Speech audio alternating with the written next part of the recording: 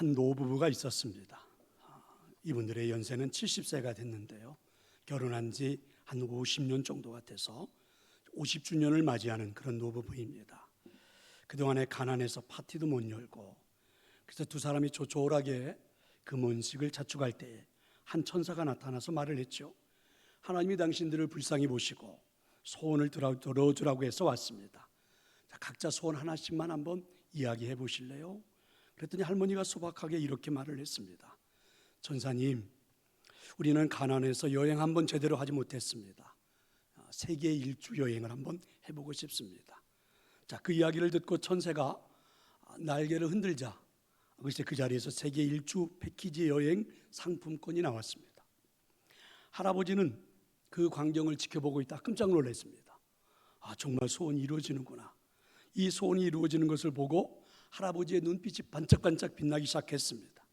그리고는 천사의 귀에다 대고 할아버지는 조용하게 이렇게 말했습니다. 천사님, 나는 나보다 30살 더 적은 여자와 살고 싶습니다.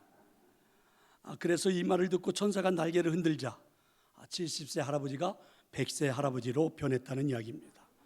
그래서 이 할머니가 도저히 100세 할아버지하고는 살 수 없다 해서 이혼을 했다는 아주 웃긴 이야기입니다. 통계청이 발표한 2016년 혼인 이혼 통계에 따르면 혼인한 부부가 28만 1,600건이고 이혼한 부부가 10만 7,300건. 그러니까 혼인하는 부부의 거의 절반이 이혼 후의 부부로 되어 있는 그런 시기죠. 그럼 2016년이니까 2020년인 지금은 어쩌면 이혼하는 한 해의 부부가 거의 한 12만 원, 13만 원 되지 않을까 이렇게 추측을 해봅니다. 한 해에 이 한국 땅에서 13만 가까이 되는 그 부부들이 이혼을 하고 있는 것입니다. 그 중에 황혼 이혼은 전체 이혼의 30%가 넘어가고 있다고 그러죠. 세 쌍 가운데 한 쌍은 황혼에 이혼을 하고 있다는 것입니다. 정말 우리가 사는 세상은 변해도 너무 많이 변했고 추측하기도 참 어렵고 힘든 그 세상 속에서 살아갑니다. 흔히 가정들이 이렇게 파괴되어져 가고 있다 사람들은 말하고 있습니다. 하나님의 은혜로 만난 부부들이, 그래서 만든 가정들이 이렇게 파괴되어져 가는 모습을 보면서 오늘 우리는 하나님 우리에게 주시는 음성이 무엇일지 한번 귀 기울여 보고 싶고, 그리고 이제 5월의 가정의 달 마지막 주, 우리 가정의 진정한 행복은 어디서부터 시작해야 되는 것인지 오늘 하나님 주신 음성에 귀 기울여 보는 여러분들이 되시기를 축원합니다. 바리새인들이 예수님을 궁지에 몰아넣기 위해서 혼인에 대한 질문을 시작했습니다. 사람이 아내를 버리는 것이 옳은가라는 질문이었습니다. 그러니까 이 바리새인들은 그동안 유대 사회 전통적으로 내려오는 모세 율법을 가지고 시험을 시작한 겁니다. 예수님은 오히려 바리새인들에게 반문을 했지요. 모세 율법에 너희에게는 어떻게 하라고 하는가? 그랬더니 바리새인들이 서슴없이 대답을 했습니다. 모세 율법에는 이혼 증서를 써주어 버리기를 허락하고 있습니다. 바리새인들의 생각을 알고 있는 예수님은 바리새인들이 가지고 있는 그 모세 율법을 이렇게 해석하기 시작했습니다. 모세 율법에 나타나는 이혼 증서를 주어 버려도 되는 것은 사람들의 마음이 완악하기 때문에 주어진 것이다. 하나님은 남자와 여자를 지으시고 성인이 되면 부모를 떠나서 결혼을 통해 한 몸이 되도록 하셨기에 둘이 아니라 이제는 한 몸이 된 것이다.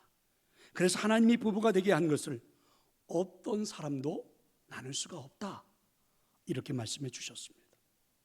바리새인들은 예수님의 말씀을 듣고 더 이상 흠을 잡을 수가 없습니다. 그래서 이제 바리새인들은 집으로 돌아간 거죠. 바리새인들이 떠난 다음에 제자들은요 더 궁금해졌습니다. 그래서 예수님에게 다시 질문을 던졌죠. 왜냐하면 지금까지 이 모세가 준 율법에 대해서 어느 누구도 이렇게 해석해서 우리에게 말해준 사람이 없거든요. 그리고 지금 우리가 사는 세상은 그렇게 되어 있지 않거든요. 그래서 예수님에게 다시 질문을 던진 제자들에게 결론적으로 예수님은 이렇게 말씀해 주셨습니다. 누구든지 그 아내를 버리고 다른 데에 장가드는 자는 본처에게 간음을 한 것이다. 또 아내가 남편을 버리고 다른 데로 시집가면 그것 또한 간음을 행하는 것이다. 예수님은 더 정확하고 분명하고 확실한 하나님의 뜻을 말씀해 주셨습니다. 제자들은 예수님의 말씀을 듣고 충격에 빠지고 말았습니다. 성도 여러분, 그래도 오늘 우리는 예수님이 들려주는 이 말씀 속에서 의문이 들 수 있습니다. 이런 의문이죠. 왜 모세는 이혼 증서를 써주어서 아내를 내보내라고 하셨을까라는 것입니다. 이 질문에 대한 예수님은 아주 정확하게 분명하게 확신 있게 대답해 주셨습니다. 이것은 하나님이 이혼을 찬성하신 것이 아니라 인간의 완악함 때문에 나타나게 된 일시적인 허락처럼 보여진다는 것입니다. 일부 다처제 사회가 되다 보니까 남자들이 여자를 아내로 맞아들임에 있어서 어떤 부부됨의 진지한 성찰도 없이 부부가 되기도 하고, 실증이 나면 아내를 버리기도 하고, 다른 사람이 또 그 여인을 데려다가 아내로 취하기도 하고, 이런 식으로 지금 사회가, 부부관계가 불명확하고 혼란스럽게 된 겁니다. 이와 같은 현실은 약자가 되어버린 여인들에게는 정말 인생 자체가 불행하게 되었습니다. 남편에게 버림을 받아도 말을 할 수가 없지요. 이렇게 버림받은 여인은 홀로 경제적인 삶도 이룰 수가 없습니다. 그러다가 어느 누군가의 아내로 또 살아갈 수밖에 없는 현실. 그래서 인간의 이 완악한 마음을 제어하기 위해서, 일시적인 거죠, 이런 악한 마음들을 좀 어떻게든 한번 제어해 보려고, 그래서 이혼 증서를 써라 이렇게 한 것입니다. 법적인 관계라도 명백하게 해서 좀 여인들을 좀 보호해주고 함부로 여인들을 버릴 수 없도록 하기 위한 배려였어. 모세가 백성들에게 이혼 증서를 써주라고 이야기한 것이지 하나님께서 이혼을 찬성한 것은 아니라는 것입니다. 그런데 이런 불합리한 율법은 하나의 전통이 되었고 예수님이 살고 있던 그 시대까지 전해져 내려왔습니다. 그래서 이것은 바리새인들도 알고 있죠. 질문을 던진 사람들, 바리새인들도 알고 있습니다. 이건 고쳐져야 되는 율법이다.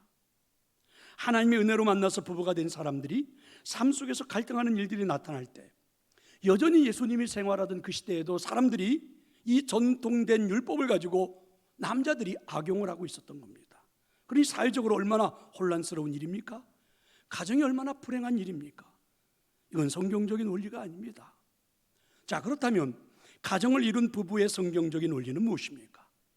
예수님은 아주 정확하게 말씀해 주셨습니다. 사람이 그 부모를 떠나서 그 둘이 한 몸이 될지니라. 할렐루야. 믿으시기를 축원합니다. 그렇습니다. 결혼의 근본적인 원리는 바로 한 몸이 되는 것입니다. 그러면 부부가 한 몸이 되는 것은 어떤 의미일까? 첫째는 육체의 결합입니다. 우선 부부는 장소적으로 한 곳에서 동거하는 사람들입니다. 지극히 예외적인 경우를 제외하고 부부는 한 공간 안에서 같이 살아야 한다는 것입니다. 여기에서 우리가 한 걸음 더 진전하면 이 육체의 결합은 장소적으로 한 공간 안에서 사는 것뿐만이 아니라 성생활을 통해서 그 부부가 한 몸으로 결합되는 것을 가리키죠. 그래서 부부 생활에는 반드시 육체의 결합이 있게 되는데, 부부는 두 몸이지만 이와 같은 육체의 결합을 통해서 한 몸이 되는 것, 이게 바로 혼인에 있어서 한 몸이 되는 그런 결합의 첫 번째 원리인 것입니다. 두 번째는 영혼의 결합입니다. 결혼을 통해서 부부의 그 영혼이 결합이 된다라는 게 하나님의 음성입니다. 그래서 에베소서에 가보면 교회의 머리가 되시는 예수님과 교회의 관계를 들어서 설명하죠. 예수님은 교회를 위해서 온전하게 희생하셨습니다. 그리고 교회의 머리가 되셨죠. 그리고 교회는 예수님을 통해서 이제 새로운 삶을 시작한 겁니다. 이렇게 놓고 보면 그리스도와 교회는 뗄래야 뗄 수가 없는 관계입니다. 그래서 에베소서는 마치 신랑은 예수님처럼 교회를 사랑하는 것이고, 그 다음에 신부는 교회가 되어 마치 신랑을 예수님처럼 생각해서 그렇게 순종하는 것. 그래서 이런 원리를 말해준 겁니다. 그러니까 부부는 영적인 연합의 관계가 되어졌기 때문에 교회와 그리스도가 뗄래야 뗄 수 없는 관계처럼 완전한 결합이 이루어진 것이다, 이렇게 말씀하는 것입니다. 그래서 하나님을 믿는 남자, 하나님을 믿는 여자가 하나님 앞에서 예식을 통해서 하나의 가정을 이루라. 성경은 이렇게 말씀하는 거죠. 혹시 오늘 여기 자리에 아직 결혼하지 않은 젊은 청년들이 있다면 생각을 해봐야 합니다. 물론 사랑하는데 신앙이 없는 것이 그렇게 문제가 되겠습니까? 이런 조금은 나약해진 시대인 것은 사실이지만 성경의 원리는요, 함께 믿음을 갖는 사람들이 부부가 되는 것이 원리입니다. 한번 우리 젊은이들이 깊이 생각해 보았으면 좋겠습니다. 세 번째는요, 마음의 결합입니다. 영혼의 결합이 되어지고 나면 마음의 결합은 반드시 이루어지게 되어 있습니다.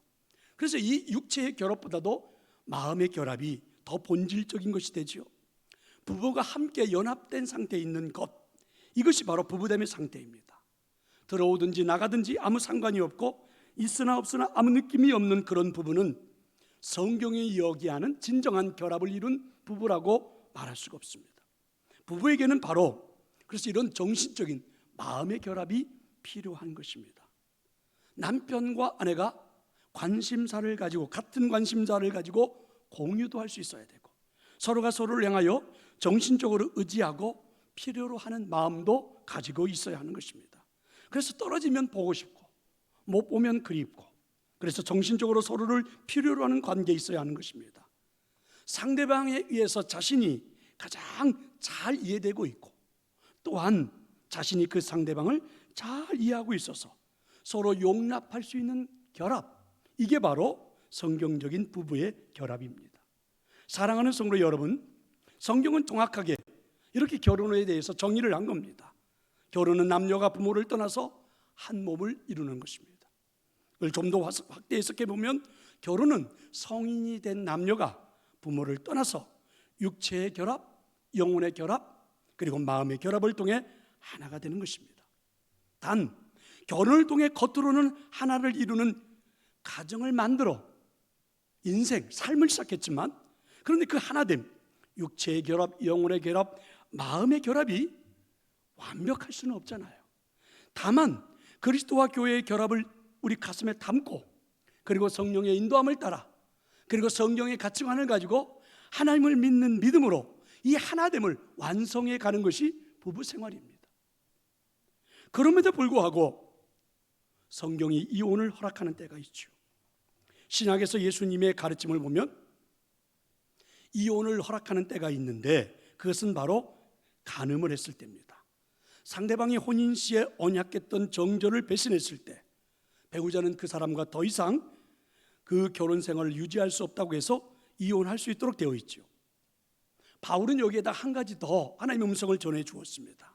또 다른 이혼 사유가 있는데 아내나 남편이 예수님을 믿고 신실한 신앙인으로 살려고 하는데 배우자가 자꾸만 예수님을 믿고 신앙생활하는 당신과는 살 수가 없다. 심하게 말하면 하나님을 선택하든지 나를 선택하라 이러면서 요구할 경우에 그 당신과 살고 싶지 않다고 청구할 때에 그때는 이혼이 가능하다 이렇게 말하죠. 자, 이게 이제 성경이 말하는 두 가지 이혼을 허락하는 때였습니다. 그런데 세상이 달라지면서 이 두 가지 원칙만으로는 사실 혼인 생활을 지속하기가 굉장히 어려운 상황들이 부부 생활에는 존재하죠. 그래서 청교도 시대로 돌아오면서부터 이외에도 교회에서 이혼을 허락하는 경우들이 추가되었습니다. 그리고 오늘 우리가 살고 있는 현대는 더 많은 이유들이 이혼의 사유가 되어 이혼이 허락되는 삶을 살고 있죠. 예를 들면 이런 것들이 하나가 있습니다. 어느 부부가 2년 가까이 굉장히 싸움을 하다가 그리고 망설이다가 이혼을 결심하고 상담자를 찾아갔습니다. 상담자 앞에 가서 이 부부가 서로 자신들의 이야기를 다 내놓았습니다. 근데 상담자가 가만히 두 사람의 이야기를 듣다 보니까 이 두 사람의 싸움이 시작된 것은 사실은 생각해 보니까 아주 사소한 일이었습니다. 비누 하나를 사용하는 것을 가지고 싸움이 시작된 겁니다. 남편은요 꼼꼼한 성격이라 비누를 항상 말려가지고 뽀송뽀송하게 해서 사용하고 아내는요 그렇게 말려두면 딱딱해서 비누를 쓸 수 없다고 해서 늘 물컹하게 만들어 놓고 그래서 둘이 이걸 가지고 싸움이 시작되어 가지고 발단은 그겁니다. 성격의 차이가 어떻다는 둥, 교육의 수준이 어떻다는 둥, 가정의 환경이 어떻고 부모가 어떻고 이래서 결국은 이혼하려고 상담사를 찾아온 겁니다. 성도 여러분, 그렇습니다. 현대에는요, 성격 차이, 경제적인 차이, 가정의 폭력, 여러 가지 많은 이혼의 사유들이 있습니다. 그럼에도 불구하고 이와 같은 것들이 이혼을 허락하는 사유는 될 수 있을지 모르지만, 그럼에도 불구하고 이혼이 최선이라고 가르치는 것은 절대 아닙니다. 우리는 구약에서 하나님의 사랑을 전했던 호세아 선지자에게서 이런 모습을 보지요. 하나님 앞에 선지자로 부름을 받은 호세아, 불행하게도 창녀로 이름난 고멜과 하나님이 결혼을 하라고 합니다. 어쩌면 여러분, 이와 같은 경우는 현대에도 큰 이슈가 될 법한 그런 일입니다. 호세아는 그래서 하나님의 말씀에 따라서 이 여자와 결혼을 했습니다. 그런데 이 여자는 바람기가 많은 여자였고 한 남자로는 만족을 못하는 여인이었습니다.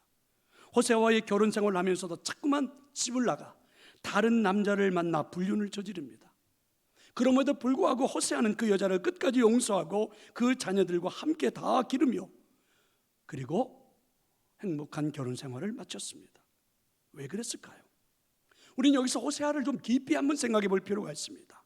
호세아가 이혼하는 것이 무섭다든지 선지자의 가문의 명예를 더럽히는 것 때문에 고멜과 끝까지 결혼 생활을 했을까? 절대 그런 게 아닙니다. 이렇게 결론을 내리면 좋습니다. 호세아는 이 여인을 향한 뼛속 깊이 타들어가는 진실한 사랑이 있었기 때문에 가정의 행복한 결혼 생활을 했던 것입니다. 이것이 바로 하나님 안에 있는 사랑이 무엇인지를 보여주는 것입니다. 호세아도 연희 사람들처럼 고멜을 만나 부부가 된 것은 단순한 남녀 간의 에로스의 사랑을 가지고 가정을 이루었겠지요. 그런데 사실은 호세아에게는 그 에로스의 사랑만 존재했던 것이 아닙니다. 하나님의 사랑, 바로 아가페의 사랑을 가지고 아내를 사랑하고 있었다는 것을 보여주는 것입니다. 호세아와 고멜의 사랑이 보여주는 이혼에 대한 메시지는 무엇입니까? 이혼을 함에 있어서 심각한 문제가 되는 것은 서로를 진정으로 사랑해야 하는 의무와 책임은 회피한 채 자기 사랑을 위해서, 그리고 그 이혼의 사유들을 마치 정당화해 가면서 이렇게 해지는 것. 성경이 이혼을 할 수 있다고 말하더라도 그것은 최선이 아님을 우리는 기억해야 하는 것입니다. 이게 하나님의 뜻이죠. 저는 이렇게 말해보고 싶습니다. 이혼이 허락된 경우라 할지라도 그것은 최선이 아닙니다. 왜 그럴까요? 이혼은 여러 가지 관점에서, 여러 가지 관계에서 오는 참된 행복을 잃어버릴 수가 있기 때문에 그렇습니다. 오늘 설교를 듣는 혹시 성도들 중에 이혼의 아픔을 가지고 있는 분들이 있다면 이러합니다. 얼마나 힘들고 어려웠을까요? 거기까지 오는 동안 얼마나 마음고생이 심하고 그리고 힘들고 어려운 나날들을 보냈을까요? 여러분들을 충분히 이해합니다. 여러분의 아픔에 또 아픔을 주기 위해서는 절대 설교는 아니고요. 더 이상 결혼한 부부들이 이혼을 해서는 안 되기에 저는 오늘 이 말씀을 전하고, 그리고 부부의 사랑이 있어야 가정이 행복될 수 있게 오늘 말씀을 전하는 것입니다. 한 번 더 이야기해 보겠습니다. 이혼이 허락된 경우를 할지라도 그것은 절대로 최선은 아닙니다. 왜 그럴까요? 이혼은 여러 가지 관계에서 오는 참된 행복을 잃어볼 수 있기 때문에 그렇습니다. 그 행복을 잃어버릴 수 있는 이유 첫째, 하나님이 주시는 평화를 잃어버릴 수 있습니다. 이혼한 사람들은 모두가 자신이 다 피해자라고 생각합니다. 부부가 이혼하지 않기 위해서 수많은 날들을 몸부림을 쳤지만 결국은 부부의 결합을 깨뜨리고 이혼한 것은 잃어버리는 것들이 너무 많습니다. 간혹 이혼을 하고 나서 매우 홀가분하게 생각하는 부부들도 있지요. 얼마나 힘들었으면 그랬을까? 이해는 갑니다. 그러나 여러분, 이혼 후 느끼는 이 홀가분함은 하나님이 주시는 참된 평화에서 오는 홀가분함과는 차이가 있지 않을까요? 물론 아내가 교회에 다닌다고 매일 때리고 핍박하던 남편의 숙박으로부터 벗어났으니 얼마나 자유스럽습니까? 그렇게 자기를 악랄하게 괴롭히고 의심하고 못살게 하며 잔소리하던 아내와 헤어졌으니 일시적으로는 평화를 느낄 수가 있겠죠. 그런데 이 두 경우 다 참된 평화라고 말할 수 있을까? 평화에는 두 가지가 있습니다. 영적인 싸움에서 이기고 하나님께 사랑을 받음으로 누리는 평화가 있죠. 또 하나는 영적인 싸움을 포기해버리는 겁니다. 갈등, 부부싸움 아예 해버리지 않고 그냥 포기해버리는 곳에서 나오는 평화. 여러분, 이 둘의 차이를 똑같다고 말할 수는 없습니다. 육체적이고 정신적이고 영혼적인 결합을 유지하는 데 있어서 남편과 아내는 공통의 책임을 지는 겁니다. 그리고 그 결합이 깨졌을 때에는 어느 한쪽의 책임이 아니라 양쪽 모두의 책임입니다. 물론 남편이 훨씬 잘못됐을 수 있습니다. 방탕하고 정조를 해치고 가정을 박살내고, 그래서 남편에게 이혼할 수밖에 없는 더 큰 이유가 있을 수도 있겠죠. 남편이 아무리 참으려고 했지만 아내가 워낙 못되게 굴었기 때문에 이혼할 수밖에 없는, 아내가 더 많은 원인을 제공하는 경우도 있을 수 있습니다. 그러나 문제는 이것이 아닙니다. 이와 같은 부부의 관계를 극복하지 못하고 이혼을 통해서 나타나는 평화는, 영적인 싸움에서 이기고 하나님이 주시는 평화는 분명 차이가 있다는 것입니다. 우리는 믿음의 사람들입니다. 그래서 힘든 것은 사실이지만 하나님이 만들어주신 가정의 소중함을 알고 조금만 더 희생하고, 그리고 그 가정을 지켰을 때 나타나는 평화, 이 평화는 진정한 평화가 아닐까. 그래서 이혼이 허락된 경우를 할지라도 그것이 최선이 될 수가 없는 것입니다. 또 한 가지는 자녀들에게 씻을 수 없는 아픔을 줄 수 있다는 것입니다.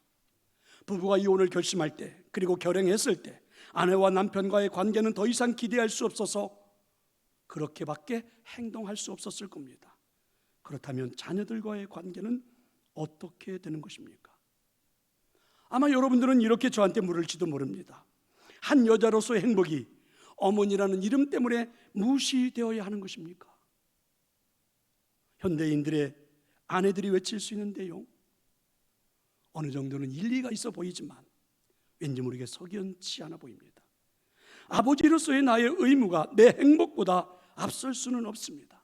가장 현대적인 남편들의 외치는 소리, 왠지 모르게 이것도 석연치가 않습니다.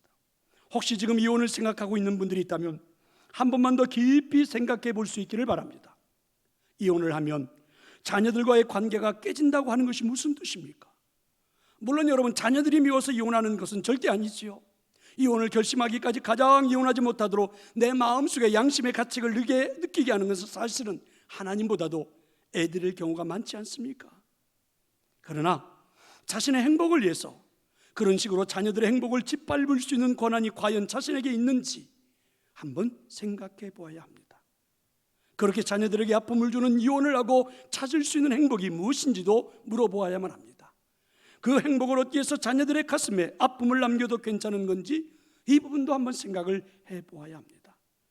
뒤늦게 아이들의 마음이 걸려서 후회하며 아이들을 찾아가 봐야 아이들의 마음속에는 이미 상처가 곪은 지 오래입니다. 사람의 관계라고 하는 것은 그렇게 쉽게 정리되는 것은 아닙니다. 자녀들은요, 우리 아이들은 부모 자체가 하나의 커다란 세계입니다. 그런데 그 세계가 허물어진 것입니다. 아이들이 어떻게 그것을 감당할 수 있을까? 아이들에게 기적이 일어나지 않는 한 그것을 이길 만한 힘은 없는 겁니다. 그뿐만이 아니지요, 이혼을 결심할 때 이것으로 내 인생을 끝장내겠다는 사람은 거의 없습니다. 사람들이 이혼할 때 꿈꾸는 것은 대부분 새로운 출발입니다. 그런데 문제는 한 가정을 깨뜨렸다는 자신의 상처, 그리고 아이들에게 아픔을 주었다는 가책, 이것은 사실은 쉽게 사라지지 않는데 그 마음을 가지고 새로운 출발이 가능할까? 어쩔 수 없어서 하는 행동이 될 확률이 어쩌면 많을지도 모릅니다. 그래서 이혼이 허락된 경우를 할지라도 그것이 최선이 될 수가 없는 이유요, 하나님이 반대하는 이유인 것입니다. 그러면 어떻게 해야 합니까? 저는 오늘 이 시간 여러분에게 권면하고 싶습니다. 아주 간단합니다. 참으십시오. 참으십시오. 사랑으로 고난을 이기십시오. 이게 바로 핵심이고 하나님의 음성입니다. 그럼 어떻게 참을 수 있습니까? 만약에 좋은 방법을 저한테 말해보라면 저는 이렇게 권면하고 싶습니다. 하나님의 사랑을 체험해 보십시오. 호세아가 받았던 은혜를 받는 수밖에는 달리 방법이 없습니다. 호세아와 같은 은혜가 없다면, 호세아가 누렸던 그 하나님의 은혜가 없다면 우리 부부 사이에 찾아오는 미움, 원망, 그리고 그렇게 살 수밖에 없는 내 환경에 대한 한탄, 이런 것들로 마음과 감정이 막 뒤엉켜서 혼동이 일어나는데 이때는 사단이, 죄가 가장 좋아하는 환경 아닙니까? 그 순간을 두고 아무리 머리가 터지도록 고민을 해도 성령의 역사가, 성령의 비추심이 잘 나타나지 않지요. 그때 내린 나의 결단은 가장 어리석은 결단이 될 확률이 굉장히 많습니다. 이혼을 생각하는 사람들이 이혼을 결심하게 되는 것은, 아마 이 표현이 맞을지도 모르겠어요, 거의 죽음에 버금가는 결심일 것이다. 그러니 여러분, 남편과 헤어져야 하겠다는 결심을 하기 전에, 아내와 갈라서겠다는 결심을 하기 전에 한번 목숨을 걸고 하나님 앞에 매달려 볼 수 있기를 저는 권면합니다. 하나님, 우리 가정을 어떻게 해야 합니까? 사랑할 수 없는 내 아내를 어떻게 해야 합니까? 사랑할 수 없는 내 남편은 내가 어떻게 해야 합니까? 한번 하나님 앞에 목숨 걸고 매달려 보는 것입니다. 기적이 나타나기를 바라면서 말입니다. 그런데 대부분의 사람들이 그렇게 하지 않습니다. 그리고 결단을 내리지요. 나의 영적인 상태가 매우 좋지 않을 때 대부분 주님의 인도보다는 자기 자신의 지혜로 결정을 하는 경우가 굉장히 많습니다. 성도 여러분, 가끔 우리는 정말 신비한 체험을 하지 않습니까?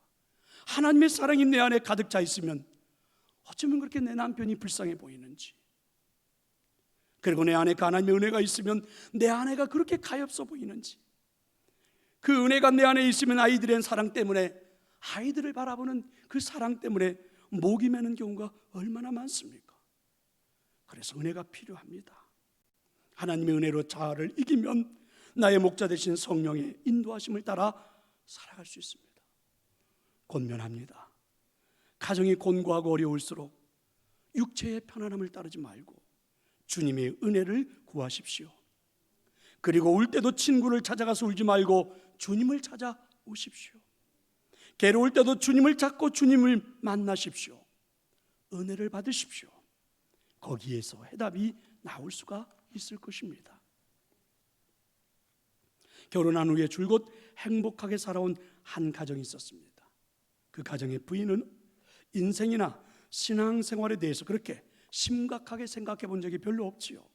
그런데 어느 날 12살 된 딸아이가 불쑥 다음과 같은 제안을 해오자 이 여인은 매우 당황스러웠습니다. 학교에 갔다 온 딸아이가 엄마에게 이렇게 말하는 겁니다. 엄마, 우리도 교회에 나가요. 그러면 엄마랑 아빠랑은 절대로 이혼하지 않는데요. 그래서 이 부인은 딸아이의 이야기를 듣고 꼭 껴안아주면서 물었습니다. 딸, 왜 그런 말을 하는 것이지? 하고 물었습니다. 그랬더니 이 아이가 이렇게 대답합니다. 응, 엄마, 오늘 학교에서 있었던 일인데 우리 반의 친구 아이가 자기 엄마 아빠가 어제 이혼했다며 엉엉 울었어. 그래서 내가 그 친구를 껴안아주고 위로해 주었지, 걱정하지 말라고 위로해 주었어. 그랬더니 그 친구가 나한테 이렇게 말을 했거든. 친구야, 너는 참 행복하겠구나. 너희 집안은 예수님을 믿으니까 너희 엄마 아빠는 절대로 이혼하지 않겠고 너희 가족 식구들은 언제나 함께 모여 살 수 있잖니. 그래서 이 딸아이가 엄마한테 말하는 겁니다. 엄마, 나는 우리가 예수님을 믿지 않는데도 친구한테 믿지 않는다고 말하지 않았어. 그렇지만 엄마, 만약에 엄마 아빠가 화가 나서 싸움을 하고 그래서 우리 식구가 헤어져 살아야 한다면 나는 도저히 참아낼 수 없을 것 같아. 딸아이의 이야기를 들은 엄마는요, 그 다음 주 바로 이어서 교회에 갔다는 그런 이야기입니다. 성도 여러분, 이혼이 허락되는 경우가 있다 할지라도 그건 절대로 최선이 아닙니다. 행복한 삶을 위해서 이혼을 결심하지만 사실 그 이후 행복이 보장된다 말할 수 없잖아요. 성경의 원리로 돌아가십시오. 그리고 가정을 세우십시오. 하나님의 은혜를 가지고 부부 생활을 시작하십시오. 이것이 정답입니다. 가정 행복은 어디서부터 출발입니까? 부부로부터 아닙니까? 부부가 행복하면 아무것도 문제가 되지 않습니다. 사실은 그렇게 출세하지 않아도, 사실은 그렇게 좋은 집에 있지 않아도, 사실은 그렇게 돈이 많지 않아도, 사실은 그렇게 여러분 수없이 많은 난관들이 부닥쳐와도 부부가 행복하면 아무런 문제가 되지 않습니다. 그러면 가정의 행복의 원리는 부부로부터 시작입니다. 부부의 행복이 찾아오면 자녀들도 반듯하게 설 수 있고, 부부의 행복이 찾아오면 가정은 천국이 될 수 있습니다. 그래서 하나님은 오늘 우리에게 말씀해 주시는 것입니다.